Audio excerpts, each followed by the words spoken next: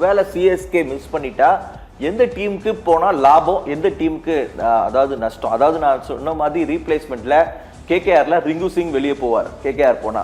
இங்க பாத்தீங்கன்னா ஜெய்ஸ்வால் வெளியில போவார். அதே மாதிரி அங்க பாத்தீங்கன்னா ரிஷப் பண்ட். அப்படின்னா எந்த டீமுக்கு ரெண்டாவது ஒரு பெரிய லாபம் நஷ்டம் அப்படின்னு நினைக்கிறீங்க? கண்டிப்பா அதாவது ஹர்திக் பாண்டியா வந்து பாத்தீங்கன்னா எல்லா டீமும் கேட்கறாங்க அப்படின்னா கண்டிப்பா அவரை மெயினா அவங்க ஃபோக்கஸ் பண்றது எனக்கு தெரிஞ்சு கேப்டன்ஷிப்பா ஆக்குறதுக்கு தான் எனக்கு தெரிஞ்சு அதிக வாய்ப்பு இருக்குதான்னு பாக்குறேன். ஸோ அதனால தான் சிஎஸ்கேவே மேனேஜ்மெண்ட்லேயே இவ்வளோ பார்த்தீங்கன்னா ட்ரேடிங், அதோ வருஷம் லாஸ்ட் டைம் பார்த்தீங்க அப்படின்னா ஒரு முக்கியமான 2 பிளேயர்ஸே தூக்கி கொடுத்தாங்க. ஸோ இந்த வருஷம் பார்த்தீங்க அப்படின்னா ஒரு முக்கியமான பிளேயரை கண்டிப்பாக எடுக்கிறாங்க அப்படின்னா, ஏன்னா சஞ்சு சாம்சன் சொல்லிட்டார் எனக்கு கேப்டன்ஷிப்பே வேணாம், நான் ஃபுல்லாக பேட்டிங்ல ஃபோக்கஸ் பண்றேன். ஸோ ருத்ராஜுமே இந்த வருஷம் எனக்கு தெரிஞ்சு அதை தான் தவற விட்ட மாதிரி இருந்தது. பட் ஆனால் ஹர்திக் பாண்டியா ஜிடியில் கேப்டனாக இருக்கும்போது நம்ம நல்லாவே பார்த்தோம். அவர் 2 டவுன்ல இறங்கி பேட்டிங்கும் நல்லா போட்டாரு, பவர் பிளேலேயே போலிங் போட்டு விக்கெட் எடுத்ததையும் நம்ம பார்த்துருக்கோம். ஸோ இப்போ கப்போ எடுத்து கொடுத்தோம். ஸோ எனக்கு தெரிஞ்சு பார்த்தீங்க அப்படின்னா சிஎஸ்கே அவரை மெயினாக டார்கெட் பண்ணுறது கேப்டனாக இருக்கிறதுக்கான வாய்ப்பு இருக்கு. ஸோ இதை தாண்டி நீங்கள் கேட்ட மாதிரி எல்எஸ்ஜிக்கு வாய்ப்பு இருக்குன்னே நம்ம சொல்லலாம். ஏன் அப்படின்னா அந்த ஓனர் பார்த்தீங்கன்னா பயங்கர அக்ரெசிவான ஒரு ஓனராக இருக்கிறார்.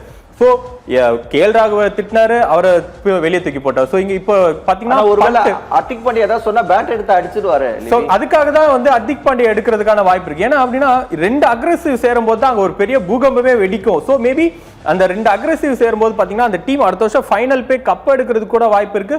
ஸோ எனக்கு தெரிஞ்சு பண்டை வந்து வெளியே கேப்டன்ஷிப்ல இருந்தது, ஹர்திக் பாண்டியாவை அவங்க கேப்டனா ஆக்குறதுக்கு ஃபோக்கஸ் பண்ணலாம். ஏன்னா அந்த டீம் எல்எஸ்சி நம்ம இப்போ பிளேயிங் 11 அந்த பிளேயிங் 25ல பார்க்கும்போது அங்க கேப்டன்ஷிப் மெட்டீரியலா நம்ம பார்க்கறது யாருமே சரியா பார்க்கல. ஸோ அதனாலதான் எனக்கு தெரிஞ்சு ஹர்திக் பாண்டியாவை ரொம்ப ஃபோக்கஸ் பண்றாங்க இவங்க 2 டீமுமே பார்க்கலாம். ஸோ அவர் எந்த டீமுக்கு போனாலும் அவர் கேப்டன் ஆகிறதுக்காக தான் அதிக வாய்ப்பு இருக்கு நம்ம பார்க்கலாம். ஓகே, ஸோ 2 பேருக்கும் ரொம்ப நன்றி. இன்னைக்கு மேட்ச் பத்தி நாளைக்கு நம்ம தெளிவா பேசலாம். இன்னைக்கு கண்டிப்பா யார் ஜெயிக்க போறா அப்படிங்கறத தாண்டி ரசிகர்களோட பேராதரவோட ஆர்ஆர் ஜெயிச்சா ரொம்ப சந்தோஷமா இருக்கும். அந்த சூரியவன்சி அடிச்சா அதை விட இன்னைக்கு மகிழ்ச்சி என்ன, நைட்டு சாப்பிடாம கூட படுத்துடலாம் அப்படிங்கிற மாதிரி இருக்கு.